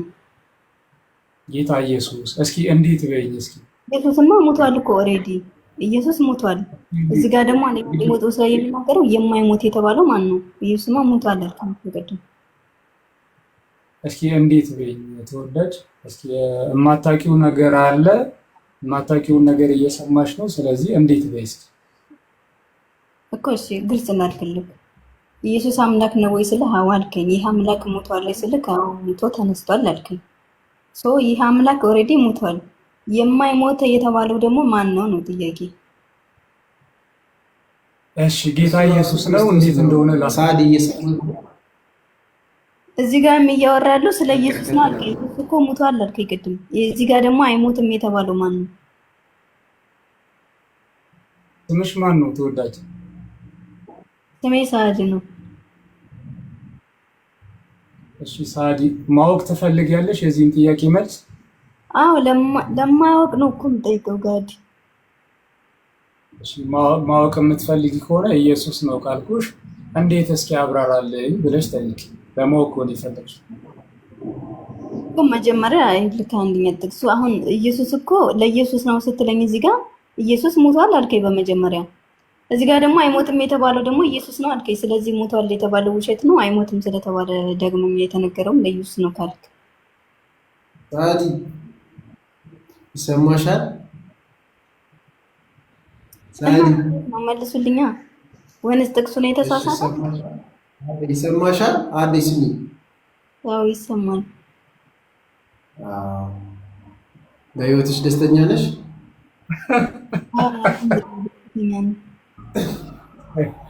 አንተ በስርዓት መለስከኝ። እሺ ሳዲ ለምን መሰለህ አንተ ነገር ሳንሰማው አሁን እኮ እሺ አቡ ቀጥል በቃ። እሺ ምን መሰለህ እኛ የምናምነው ተወዳጅ መጽሐፍ ቅዱሳችን ጌታ ኢየሱስ ክርስቶስ እንዴት ሞተ ሲባል አንደኛ ጴጥሮስ ምዕራፍ 3 ላይ ምን ይላል መሰለሽ? ቁጥር 15 ላይ በስጋ ሞተ በመንፈስ ግን ሕያው ነው ይላል። በመንፈስ ግን ምንድን ነው ይላል? ጋዲ እሱ ትምህርታችሁ ኮርስ ትክክል ነው ይላል መጽሐፍ። አትቸኩይ፣ የምጠይቅሽን ብቻ ንገሪኝ። መጽሐፍ ቅዱስ መጽሐፍ ያልኩሽ በስጋ ሞተ በመንፈስ በጣም ይቅርታ ግን በስጋ ሞተ በመንፈስ ግን ሕያው ሆነ ይላል። በመንፈስ ምን ሆነ? እሱ አይደለም ጥያቄ። ቆይ እስኪ እኔ የምጠይቅሽን ለምን አትመልሽም? መች ጥያቄሽ እሱ ነው አልኩኝ። ተወዳጅ ራሱ ጥያቄ አለ። በመንፈስ ሕያው ሆነ አልሆነ እሱ ላይ ሳይሆን በመንፈስ ሕያው ሆነ ማለት እኮ ነው። መስማት አልፈለግሽም ማለት እኮ ነው። ለምን ኖ ሰማሁ፣ ግን ገድ አቡ ማለት ነው። አሁን የጠየቁት ጥያቄ ኢየሱስ አምላክ ነው ግን ሙቷል አልከኝ። የማይሞት ማን ነው? አዲ እየሰማሁ የማይሞት የተባለው በዘላለማዊ መለኮትነቱ ነው። ቆይ እስኪ እንትን እንደሚላት አድርጌ ልመልስላት። የማይሞት የተባለው በዘላለማዊ መለኮትነቱ ነው። የሞተው በስጋ ነው። የሞተው በስጋ ነው። እሺ የሞተው በስጋ ሲሆን በስጋው ሲሞት መለኮት አልነበረው? ነበረው። መለኮትነቱ ግን ሞቷል አይባልም። በስጋ ሞተ በመንፈስ ሕያው ሆነ ተብሎ ተጽፏል መጽሐፍ ቅዱስ ላይ እኮ። በስጋው ሲሞት ስጋው ብቻ ነው የሞተው ወይንስ መለኮት ነበረው? አምላክ በስጋ ነው የሞተው እኮ ገባኝ። በስጋ ሞተ። ስለዚህ በስጋ ሲሞት ነበር አልነበረው? ገባሽማ እኮ እዚህ ጋር ታበቂ ነበር እኮ። ገባኝ አትበይ። ምንም አልገባሽም። በስጋው ሞተ አልክ። ኦኬ ተቀበልኩ። ስለዚህ በስጋው ሲሞት በስጋው ብቻ ነው የሞተው ወይንስ መለኮት ነበረው? ጥያቄ እስኪ ሚውት አድርጊውና ስሚ። እስኪ ሚውት አድርጊ እስኪ ማለት ችግር የለም። እሺ ጌታ ኢየሱስ ክርስቶስ ከዘላለሙም የነበረ አምላክ ነው። ከዘላለሙም የነበረ ፍጥረታት ከመፈጠራቸው አስቀድሞ የነበረ ፍጥረታትን ሁሉ የፈጠረ አምላክ ነው። ይህንን መጽሐፍ ቅዱሳችን እጅግ በጣም በርካታ ቦታዎች ላይ ይናገራል። ጌታ ኢየሱስ አምላክ እንደሆነ ፍጥረታትን እንደፈጠረ በቃሉ በራሱ እንደፈጠረ በጣም በርካታ የመጽሐፍ ቅዱስ ክፍሎች ላይ ይናገራል። ይህ ጌታ ኢየሱስ ክርስቶስ በዘመን ፍጻሜ የሰው ልጆችን ለማዳን ሰው ሆነ። ምን ሆነ? ሰው ሆነ። ከማን? ከማርያም። ሰው አስቀድሞ ያልነበረው ጌታ ኢየሱስ አስቀድሞ ከድንግል ማርያም ሰው ከመሆኑ በፊት አይደለም። ጥያቄ ስሚ፣ አለበለዚያ ያስወጣሻለሁ። ስሚ፣ ሚውት አድርጊ። ችግር የለም እወጣለሁ፣ ግን ስማኛ ልሰብከኝ ሳይሆን ልትመልስልኝ ነው መጠየቅ መመለስ። ሚውት አድርጊ፣ እኔ ላብራራላት ማለት ነው። አንተም ወይ ሚውት አድርጋትና እኛ እናብራራለን። ከፈለገች ትውጣ፣ ካልፈለገች ደግሞ ያው እዛው እሱ ሀገር ለሚሰሟት ታውራ ማለት ነው። ሰው ይህ ጌታ ኢየሱስ ሰው ከመሆኑ አስቀድሞ ምን የለውም? ሰውነት የለውም። መለኮታዊ ማንነት ብቻ ነው ያለው። ያ መለኮታዊ ማንነቱ ደግሞ ለዘለዓለም የሚሞት አይደለም፣ ማለቴ አይደለም። መለኮት በባህሪው የሚሞት አይደለም። ይህ የሚሞት ባህሪ የሌለው መለኮት የሚሞትን ስጋ የራሱ አደረገ። የሚሞት ባህሪ ያለውን ስጋ የማን አደረገ? የራሱ አደረገ። ይህ ስጋ የማን ሆነ? የጌታ ኢየሱስ ሆነ ማለት ነው። የዘላለማዊ አምላክ ከዘላለሙም የነበረው ፍጥረታትን የፈጠረው የእርሱ ሰውነት ሆነ። የማ ሰውነት? ከዘላለሙም የነበረው አምላክ ሰውነት ሆነ።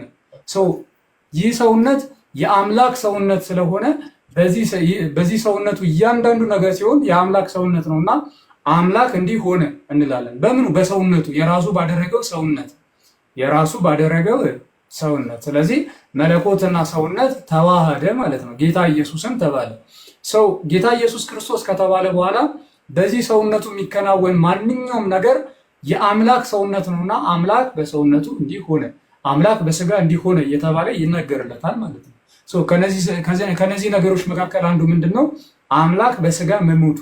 አምላክ በስጋ ምን አለ? ሞተ። አምላክ በስጋ ሞተ። ለምንድን ነው አምላክ በስጋ ሞተ የሚባለው?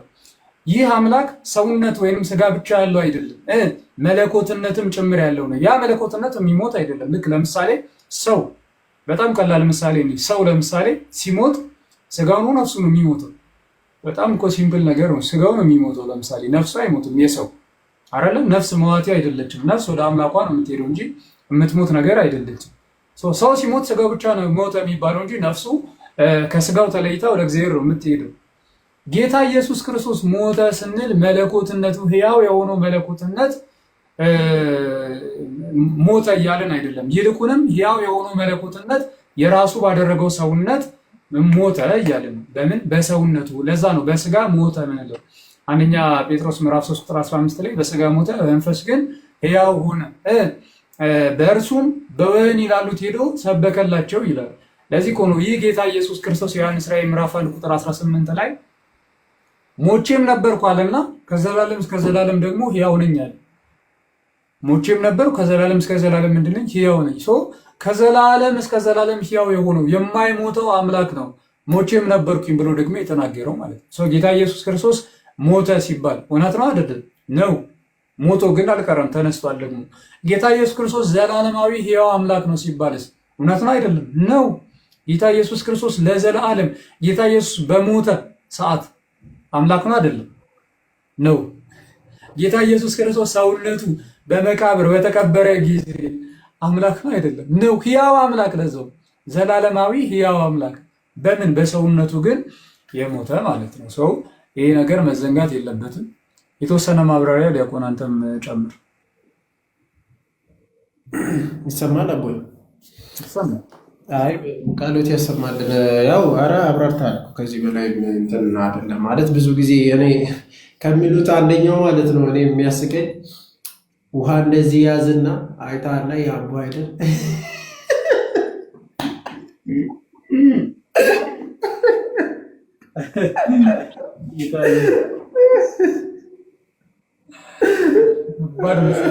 ከባድ ምሳሌ በጣም ነው የሚያስቀኝ። የምሬን ነው፣ በጣም ነው የሚያስቀኝ።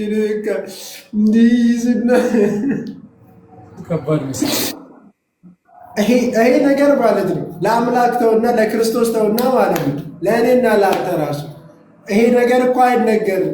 ቢኮዝ መሞት ማለት እኮ መጥፋት አይደለም፣ ነን ኤግዚስት መሆን አርት አይደለም። በነገራችን ላይ ማለት ነን ኤግዚስታንስ አይደለም የምንኖረው፣ ዊ አር ኤግዚስት ስቲል።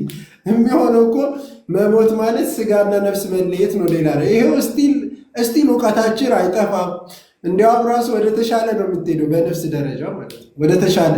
ይሄው መላእክትን የማታየው መላእክትን ሄደ ማየት ትጀምራለህ። ልክ ከዚህ ከስጋ ስትለይ መላእክቶችን ማየት ትጀምራለህ። የማይታይ ዓለምን ማየት ትጀምራለህ በነፍስ ስትሆን ማለት ነው። ጭራሽ ይልቅ ከዚህ እውቀት ይልቅ እጥፍ ማለት ከማይነገር በላይ ነው የምታገኘው። ለምን በኃጢአት አትሞትም? በኃጢአት ጭምር ብትሞት እንደዛ ነው። ሰይጣንም መላእክትንም ታያለህ፣ ገነትንም ሲኦልንም ታያለህ፣ ገሃነምንም ኢየሩሳሌምንም ታያለህ፣ ሁለቱንም። እስከዛ ድረስ እውቀት የሚኖር አንድ ሰው መጥቶ አይ ስትሞት ዓለም እንደዚህ ይዛት ነበረ ከዛ ልክ ስሞት አትወድቅም አይነት ነገር ይሄ ለሰውም አይነገርም። ብርጭቆ አጠጣ ነበረ ከዛስ አይሰበርም ወይ? እንደዛ አይነገርም። ይሄ ሎጂክ፣ እንደዚህ አይነት ሎጂክ ምን አይነት ወይ አርጊመንቱ አርጊመንት አይደለም። በጣም ነው እንትን የሚለው እና ለእግዚአብሔር ይሄ አይነገርም፣ ለክርስቶስ ደግሞ ይሄ አይነገርም። ለሰው ራሱ መሞት ማለት ነፍስ መለየት ማለት ነው። መለኮት ከስጋ ጋር ነበረ። አዎ መለኮት ከስጋ ጋር ነበረ። ታዲያ ክርስቶስ ሞተ ሲባል መለኮት ከነፍስ መለየት ነው ወይስ ደግሞ መለኮት ከስጋ መለየት ነው ወይስ ነፍስ ከስጋ መለየት ጉዳይ ነው? ነፍስ ከስጋ መለየት ጉዳይ ነው እንጂ መለኮትማ ከስጋም ጋር ከነፍስም ጋር አብሮ ነበረ። በቦታም ይወሰን አይደለም። መለኮት በቦታ አይወሰንም። መሞት ለእሱ አይነገርለት። ሕያው ነው፣ ዘላለማዊ ነው እና ያለ የነበረ የተባለለት እርሱ ነው። የሚኖር ያህዌ ተብሎ የተነገረ ለሙሴ የነገረ እሱ አይደለም። በቁጥቋጦ ውስጥ እኮ ሙሴን ያልነገረ ራሱ ክርስቶስ ነው። የእግዚአብሔር መልአክ ተብሎ የተነገረለት አንድም ክርስቶስ ነው። በብሉይ ኪዳን እግዚአብሔር መልአክ ብሎ ብዙ ቦታ ይጠቅሳል። እንግዲህ ቴዎፋኒ የታወቀ ትምህርት ነው በአባቶች ዘንድ። ቴዎፋኒ የእግዚአብሔር መልአክ ብሎ በሎጥ ጊዜ እግዚአብሔር በእሳትን አዘነበው የሚለው እኮ ራሱ እግዚአብሔር ክርስቶስ ወልድ የተነገረለትም ጭምር ነው። በቁጥቋጦ ውስጥ የተነገረው ያ እግዚአብሔር መልአክ የተባለው እስራኤልን ስመራ የነበረ አንድም ማን ተብሎ ነው የሚተረጉመው? የእግዚአብሔር መልአክ ራሱ ክርስቶስ እግዚአብሔር ነው። እርሱ ራሱ መላኩን የሚገልጽ ማለት ነው። መላኩን ይገልጻል። ስለዚህ ወደዚህ ስንመጣ ከዚህ አንጻር እንግዲህ ጌታችን ኢየሱስ ክርስቶስ ቀድሞ ራሱ የተናገረ በመንፈስ ቅዱስ ያናገረ በአዲስ ኪዳን መጥቶ ከድንግል ማርያም የተወለደ ሰው ሆኖ የተገለጠ ሰው ሆኖ የተገለጠ በመጀመሪያ ቃል ነበረ፣ ቃልም በእግዚአብሔር ዘንድ ነበረ፣ ቃልም እግዚአብሔር ነበር። ቃል መጥቶ ምን ሆነ? ስጋ ሆነ፣ ወይም በእኛ ደግሞ አደረ ተባለ። ስለዚህ ያ ስጋ የተዋሃደው ያ ቃል ስጋን መጥቶ ተዋሃደ። ሌላ ምንም ፊዚክስ ሌላ ፊዚክስ የለውም፣ ኬሚስትሪ የለውም፣ ምን የለውም። በቃ ቀድሞ የነበረ ዓለማትን የፈጠረ መጥቶ ስጋን ያዘ፣ ዓለምን አዳነ፣ ተነሳ፣ አረገ፣ ወደ ቀድሞ ክብሩ ተመለሰ፣ አለቀ እንጂ ሌላ ፊዚክስ የለውምና ቃሉት ያሰማልና ወይ ቀጥል። አሚን። እና ደግሞ አንድ እንደው ኧረ እባካችሁ እንደው አሁን በዚህ ታይም ሃይማኖታዊ ውይይቶች ላይ እስካሁን ድረስ ሊሰለጥኑ ያልቻሉ ሰዎች ቢኖሩ እነዚህ ሰዎች ናቸው። በቃ በየገቡበት እንዲሁ ዝም ብሎ ተጫዋጭሆ መውጣት ብቻ የሚፈልጉት እንዴ! መች ነው መሰለጥኑት እናንተ? በጌታ በኢየሱስ ምንድን ነው? ሰልጥኑ እንጂ እንዴ! ሁሉም እኮ አሁን ሰለጠነ። በቃ ከየትኛውም ሃይማኖት ምናምን ሰው ሲመጣ በሰለጠነ መንገድ ነው በቃ የሚወያየው፣ በስርዓት ማለት ነው። ሀሳብ እየሰማ ሀሳብ እየሰጠ ምናምን እና እናንተ በገባችሁበት በቃ ፍላጎታችሁ ራሱ ተጫዋጭሆ ምናምን መውጣት እንዴት ነው ሰው እንደዚህ የሚፈልገው? ኧረ ሰልጥኑ እንዴ! 21ኛው ክፍለ ዘመን ላይ እኮ ነው ያለነው። ምን ሆናቸው? እና ፕሊስ የሆነ ጥያቄ ይዛችሁ ምናምን ስገቡ ላትሰሙ ከሆነ አትጠይቁ። ሲጀምር ለምን ትጠይቃላችሁ? ዝም ብላችሁ ጊዜያችሁ ለምን ታባክናላችሁ? የማትሰሙ ከሆነ ማለት ነው። ከጠየቃችሁ በቃ ለመስማት ሞክሩ። እንዲሁ ላለመስማት ተጫዋጭ ምንድን ነው? እሺ አሁን ምንድን ነው? እሺ ጥቅሙ ነው ከሆነ ግራ የሚገባኝ ምንድን ነው ጥቅሙ? ዝም ብሎ መጫጫሁ ምን ነው ጥቅሙና ተጫዋጩ ወጣው እኮ ጀግና ነኝ ለማለት ነው። እንደዛ እኮ የሚሉ አሉ። ለነገሩ እንዲህ ተጫዋጩ ሲወጡ የሚያደናንቋቸው ሰዎች አሉ። በቃ እሱን ይፈልጋሉና እባካችሁ ይሄ 21ኛው ክፍለ ዘመን ነው። ሰልጥ ነው። በዚህ ዘመን እንደዚህ አይደለም። መጫጫው በጣም የፋርነት ምልክት ነው በዚህ ዘመን። አሁን አታዩም እንዴ? ድሮ የኦርቶዶክስ ባህል ይመስል የነበረው ነገር አሁን ኦርቶዶክሳዊ ክርስቲያኖች ሁሉ እጅግ በጣም ስርዓትና ጤናማ መንገድ ባለው ሁኔታ እየተናገሩ፣ ፕሮቴስታንቱ ግን በተቃራኒው ስሜታዊ ሲሆን ሲጫጫ ምናምን ሰው ሁሉ ሲነቅፉ አታዩም? አንዳንድ ጩጬ ህፃናት ፕሮቴስታንቶች ሆነ አንዳንድ እብዱሻ የነከሳቸው የሚመስሉ ፕሮቴስታንቶች አሉ። አንዳንድ ልጆች ማለት ነው፣ ሁሉም አይደለም። አንዳንድ ልጆች እዚህ ሚዲያ ላይ እብዱሻ እንደነከሳቸው በቃ የሚያረጋቸውን የሚያጡ አይነት ፕሮቴስታንት አሉ። እነዛን ሰዎች አሁን አይደለም ክርስቲያኑ ማህበረሰብ ፕሮቴስታንቱ ጭምር ነው የሚታዘባቸው። ኢቭን በስመ ክርስትና ከሚጠሩት ውጭ ያለው ሁላ ራሱ ይታዘባቸዋል። እና እንደዚህ የእብደት ምልክቶችን ብተው ጥሩ ነው፣ ለማንም አይጠቅምም። በተለይ በዚህ ኤኒዌይስ ጌታ ኢየሱስ ክርስቶስ ዘላለማዊ አምላክ ነው።